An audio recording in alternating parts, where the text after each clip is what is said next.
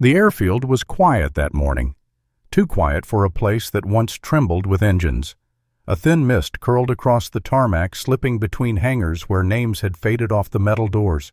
Inside, Jack Harlow wiped his hands on an old rag and looked up at the silver Corsair resting under the skylight. Its wings were folded, the skin dulled by decades of salt air, but the shape still carried purpose like a salute paused in midair. Above Korea in 1952, two enemies met and saluted midair. He still remembered that line from the newspaper headline. The paper had yellowed, but the words hadn't. They had followed him home, lodged somewhere behind his ribs. Chief Owen's voice cut through the hangar. "Jack, that inspection team's coming at 10. You're not cleared to taxi that thing." "Understand." Jack kept his eyes on the plane. "I'm just keeping her clean." Owens folded the clipboard against his chest. "Regulations don't bend for nostalgia. You know that." Jack nodded, though his hands stayed on the wing. Funny thing about rules, they never flew a mile in their lives. The younger man's jaw tightened. "I'm trying to keep you safe." Jack smiled faintly. "You mean grounded?" From across the open door, Eli watched barely 20, still new enough to believe everything had an instruction manual. The wind off the ocean pushed his hair into his eyes. He'd only met the old pilot twice, but something about the man drew him in. The patience, the way he touched the Corsair like it was breathing. Owens sighed defeated and left the hangar. His footsteps echoed and disappeared into the wind. Eli hesitated, then stepped closer. "Sir, you really flew her?" Jack looked over. The question made his smile gentler.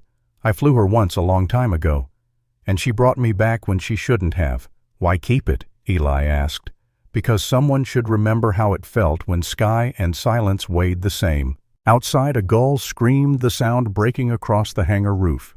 Jack ran his hand along the wing edge, feeling the cold aluminum, then the rough line where paint had chipped away. His glove brushed the old insignia, half erased by weather and time. He closed his eyes and saw another sky-white clouds twisting like smoke, a flash of red metal glinting in the sun, and the moment when a MiG pilot, just a silhouette behind glass, raised his hand. Jack had raised his in return. No shots, no radio, no words.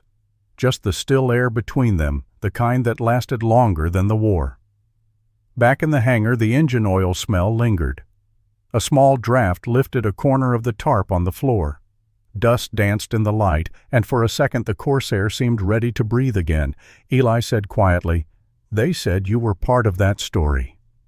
The salute Jack didn't answer. He wiped his hand across the metal, left a streak that caught the light like a scar. When he finally spoke, his voice was low, meant more for the airplane than the boy. Sometimes people forget that respect can save a man faster than orders.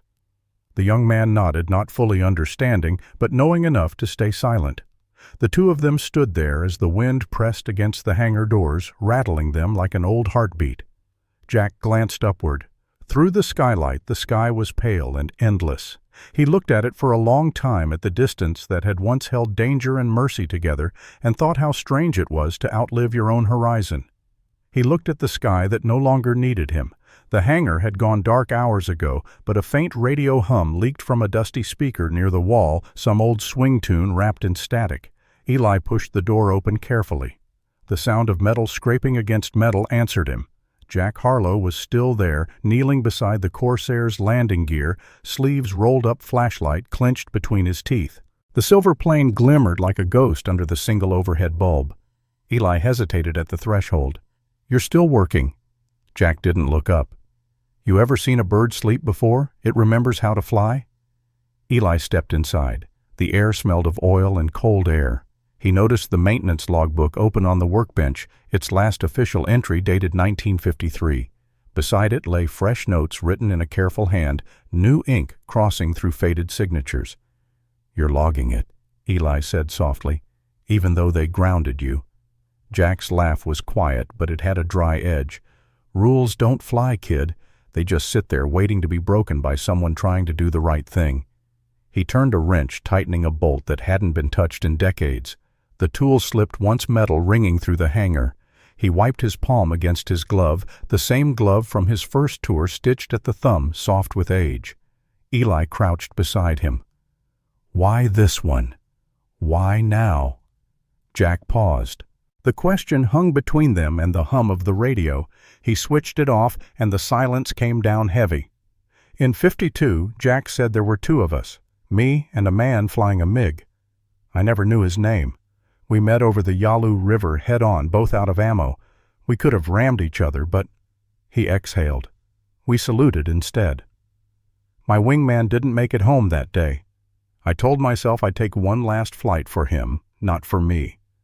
Eli glanced at the logbook, tracing the smudged line where a younger Jack had signed his name.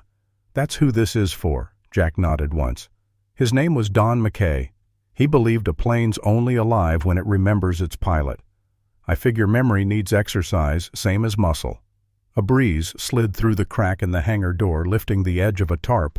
Dust swirled, settling over the Corsair's canopy. The glow from the PX window across the field spilled through, reflecting faintly on the aluminum surface. It looked almost like the moonlight over Korea, pale forgiving. Eli walked to the cockpit ladder and looked inside.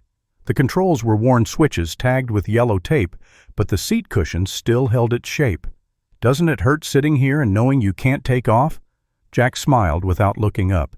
Every day. But fixing her means I still believe in something. What in second chances? Even for the sky. They worked together after that, Eli handing tools, Jack murmuring torque numbers under his breath. The rhythm felt like prayer or maybe confession. For each bolt turned, another story slipped out, missions that never made the records names of crews who had no graves. At one point, Jack stopped and picked up the flashlight. The beam caught a photograph pinned above the workbench, two pilots in flight suits, one American, one barely visible through glare, both raising their hands in salute. The edges were burned, the print yellowed. Eli whispered, "That's him." Jack's jaw tightened. That's the day the war decided to let us live. The silence stretched again. The hum of a distant generator filled it just enough to sound like breath. Eli set down the wrench and said quietly, "You're going to fly her, aren't you?" Jack didn't answer. He reached for the logbook, flipped to a blank page, and wrote a single line in his rough script, "Test flight scheduled, weather permitting." He closed the cover and rested his hand on it, as if sealing a promise. Outside, the coastal fog began to roll in, smothering the runway lights. The Corsair gleamed, faintly patient and ready. Jack glanced toward the hangar doors, eyes sharp again the way they used to be before the medals and paperwork. Tomorrow he'd test what the rules forbade. Dawn seeped through the hangar windows in long stripes of gold. The sea wind carried the smell of salt and kerosene, and somewhere in the distance a chapel bell marked the hour. Jack Harlow moved like a man working against time itself. He pulled on his worn flight gloves, the same pair from Korea seams frayed leather softened by decades. The Corsair sat ready, cowling polished propeller still. He took one breath, then turned the magneto switch. The engine coughed once, then roared alive. The rumble rolled across the tarmac, scattering gulls into the pink sky. Dust spiraled through the hangar light, each grain flickering like sparks of memory. Eli stood near the door, eyes wide. "You said you'd only test the hydraulics." Jack raised a hand steady. "Testing includes listening. Engines remember who they belong to." The words disappeared under the deepening roar. The Corsair's prop bit the air, throwing the smell of oil and salt in every direction. Jack's face reflected in the canopy, older-lined but fierce in its calm. Chief Owens came running from the control shack, his cap nearly flying off. Jack cut it. "You could have killed yourself." The older man throttled down the engine, settling into a rough idle. He leaned out of the cockpit, eyes level with Owens. "Not the first time I've been shot down, Chief." Owens stopped short, chest heaving. For a second, he wasn't looking at a retiree breaking rules. He was looking at the man who'd once landed a burning plane because somebody had to bring it home. "You think this is courage," Owens said, voice shaking between anger and something close to respect. Jack eased the throttle lower, the prop slowing. "No," he said quietly. "It's remembrance. Some things deserve to breathe before they're buried." Eli stepped forward, the sunrise catching his face. The glow from the hangar windows turned the scene into a photograph. 3 men, 3 generations caught between law and loyalty. Owens exhaled. "They'll revoke your clearance for this. Then they'll have a clean conscience," Jack said, "and I'll have peace." The engine sputtered, coughed, and finally died. The silence that followed wasn't empty, it carried the echo of what had lived in that machine for 50 years. Jack climbed down slowly. As his boots hit the ground, a small object slipped from his flight log, half of an old photograph. It fluttered to the floor beside the glove. Eli bent to pick it up. The image showed two cockpits facing each other in the sky, sunlight glinting off the canopies. He handed it back wordlessly. Jack didn't take it. He just stared at the picture, eyes lost somewhere between then and now. Outside, the wind picked up again. The gulls screamed, the bell tolled once more, and the Corsair cooled with the soft ticking of metal. Jack closed his hand around the glove leather, creasing like old skin. He looked toward the horizon where the sky met the sea, the same color it had been in 1952. He still heard guns that weren't there. The workshop was empty except for the faint hum of the old radio. Jack sat alone beneath the hanging lamp, a cup of cold coffee by his elbow. The Corsair loomed behind him, half lit like a monument no one dared to touch. He turned the dial on the radio until the static blurred into a low howl. For a moment it sounded like wind moving through metal. Then the sound deepened, shifted, became the growl of a MiG engine in his memory. The air thickened. The hum became the sky. He closed his eyes, and the workshop dissolved. 1952, above the Yalu River. The world was nothing but gray cloud and tracer smoke. Jack's Corsair shuddered under the strain, warning lights blinking fuel-thin. Across the horizon, the silver flash of a MiG-15 streaked closer, cutting through sunlight like a blade. He checked his ammo. Empty. The counter showed 0. The guns were dry. The MiG pilot must have seen it too. No evasive roll, no last burst of fire. The jet slowed, banking gently to align with him. The two aircraft hung in the same patch of sky, engines throttled low, close enough that Jack could see the other pilot's eyes through the canopy glass. For a heartbeat, everything stilled. No nations, no orders, just two men hanging between heaven and gravity. The MiG pilot lifted his gloved hand. A small, deliberate motion, palm out, slow, steady. A salute. Jack stared, stunned. His own hand rose almost by instinct, returning the gesture through the canopy. The air between them carried nothing but respect. No radio call, no words, just the silence of survival. The wind roared again. The MiG dipped its wing, rolling away into the sun. Jack watched it vanish into the glare until only a thin contrail remained, a white thread cutting through blue. He whispered into his dead headset, "Fair skies, brother." Then he turned his own plane south, the fuel gauge trembling on empty. Below, the Korean peninsula stretched like a scar, rivers glinting like steel. He should have crashed that day, but the wind carried him home. The radio crackled, snapping him back to the present. The workshop returned, dust in the air, the slow tick of cooling metal. Jack exhaled the breath, shuddering like the end of flight. On the workbench lay the old photograph, now whole, two cockpits facing each other, sunlight glancing off both canopies. The crease down the center no longer hid their connection. Eli stood in the doorway, watching quietly. "It really happened, didn't it?" Jack nodded without turning. "Yeah." Two enemies saluted midair. "No medals for that." "Why tell me now?" Jack smiled faintly. "Because respect like that doesn't survive paperwork. Somebody has to carry it." The wind pressed against the hangar doors, moaning through the cracks. The radio hissed, then fell silent, 7 seconds of quiet so pure it felt holy. Jack reached out and touched the photograph. The reflection from the PX window shimmered across it, as if the past and present had overlapped for a single beat. He said softly, almost to himself. He saluted so the sky would remember. The library smelled of dust and coffee, two kinds of memory that never really left a room. Eli stood in front of a glass case labeled Local Veterans Archive. Inside, behind curled newspapers and faded photographs, a single headline caught his eye. When two enemies saluted mid-air, March 1952. The grainy picture showed two silhouettes in the clouds, wings tilted toward each other, sun slicing through the space between them. Beneath the caption was a short paragraph about an unidentified American pilot and a North Korean adversary who broke formation instead of killing each other.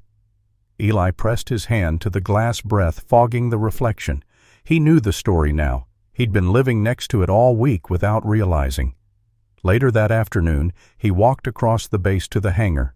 The door was half open, light spilling across the floor in long orange stripes. Jack was there, polishing the Corsair's propeller as if it might fly tomorrow. Eli held up the newspaper. "Found this in the archives." Jack looked over, one brow lifting. "Still printing fairy tales, huh?" "It's you, isn't it?" Eli said. "The salute. The MiG."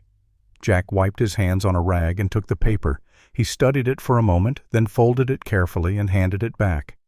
"No, kid," he said quietly. "That was us." The boy frowned, unsure. "Us?" Jack nodded toward the plane, toward the empty sky visible through the hangar door. "Me. Him. Every pilot who learned the sky could hold mercy. Every kid like you who still thinks stories matter." Eli looked at the Corsair, the dull silver gleam, the small patch of sunlight climbing its wing. "Owen said the memorial flight's tomorrow. They're letting you taxi her to the field." Jack smiled, surprised. "Owen said that?" "Yeah. Said rules don't mean much if they don't serve people." A laugh escaped Jack, soft but full. "Guess the old chief finally learned to fly." Eli grinned. He said he'd clear the strip himself. Jack's eyes went back to the airplane. He reached for his flight glove on the bench, flexed it once, the leather creaking like old paper. Then he picked up the photo, the one of the two cockpits, and slipped it into the logbook's front page. Outside, the Red Cross truck rumbled past on its evening run. The bell from the diner across the base rang faintly silver against the wind. For a moment, everything sounded like a chorus of the past machines, people all moving together again. Eli helped him close the hangar door halfway, leaving just enough light for the Corsair's skin to shimmer under the sunset. "You ever think about what happened to the other pilot?" Eli asked. Jack's gaze followed the horizon. "Every day. I hope he tells it the same way." They stood in silence as the orange light spread across the floor, wrapping the old plane in warmth. Eli folded the newspaper and slipped it into Jack's logbook. The cover shut with a soft, certain sound like closure that didn't need ceremony. Jack put on his glove, rested his palm on the wing, and whispered, "Some stories fly longer than their planes." The light dimmed. The wind settled, and in the hush of the hangar, the sky outside turned from gold to quiet blue. Some wars end only when someone remembers them right. The morning came soft and windless. November sunlight spread across the airfield like a benediction, touching the silver skin of the old Corsair waiting at the end of the runway. A crowd had gathered, veterans in pressed jackets, families holding flags, children too young to know what those colors meant. The air smelled faintly of oil sea and morning coffee. Jack Harlow sat in the cockpit flight suit, zipped gloves on. He didn't start the engine. The propeller was still, the silence deliberate. Beside the canopy, someone had pinned a framed photograph. Two planes in the sky wings tilted toward each other. Beneath it, a small card read, "When two enemies saluted, mid-air Korea, 1952. From a distance, Eli watched through the camera viewfinder, his hands trembling just enough to blur the frame. Chief Owen stood beside him, cap tucked under one arm, jaw tight. Neither spoke. The chapel choir began faintly from the hill beyond the base, low hymns floating down through the wind. A flag lifted, snapped once, then settled again. Jack turned his face toward the open horizon, the same stretch of sky he had carried in his mind for 70 years. He raised his right hand slowly, palm forward, the old salute. It wasn't sharp or practiced anymore. It was a gesture worn down to its meaning. He held it there for a long moment, eyes narrowing against the brightness. The wind stirred, fluttering the edges of the photograph beside him, making the two planes almost seem to move again. Eli whispered behind the camera, barely audible. He said, "Respect keeps the sky from burning." No one in the crowd replied. They didn't need to. The hush that followed became its own kind of music, the rhythm of breath, the quiet rustle of flags, the faint hum of an engine that would never start again. Jack lowered his hand, rested it gently on the frame, and smiled. The light caught his face in soft relief creases of time, not regret. He whispered something no one could hear, then closed his eyes. The chapel bell rang once, echoing across the field. For 5 seconds, the world stood still. In that silence, the air itself seemed to remember. Eli lowered the camera, letting it roll anyway. The wind pushed through the microphone, sounding almost like applause. Owens cleared his throat, rough with emotion. "That's enough," he said, but his voice broke halfway through. Eli nodded, still watching the man in the cockpit, motionless content framed by the morning light and a sky that finally looked at peace. The photograph fluttered again, catching the sun full on its glass. Two men saluted once. "The sky has never forgotten,"